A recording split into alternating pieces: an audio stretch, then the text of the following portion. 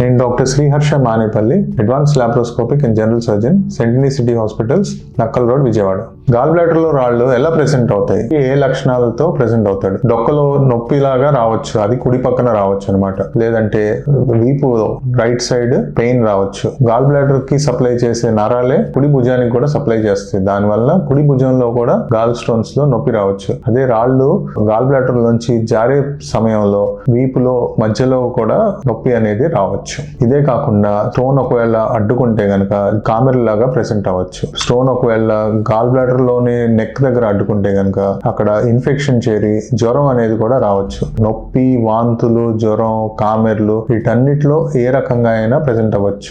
కడుపులో నొప్పి వచ్చినంత మాత్రాన గ్యాస్ నొప్పి అవ్వాలని అనుకోకూడదు. ఒక్కోసారి గాల్ బ్లాడర్ లో రాళ్ల వల్ల కూడా కడుపులో నొప్పి రావచ్చు. అలాగే కొంతమందిలో ఈ నొప్పి అనేది ఉండదు. గాల్ బ్లాడర్ లో రాళ్ళు కేవలం ఇండైజెషన్, అజీర్తి, బ్లోటింగ్ అంటే పొట్ట ఉబ్బరంగా అనిపించడం ఇలాంటి సిమ్టమ్స్ తో కూడా ప్రెసెంట్ అవుతుంటారు.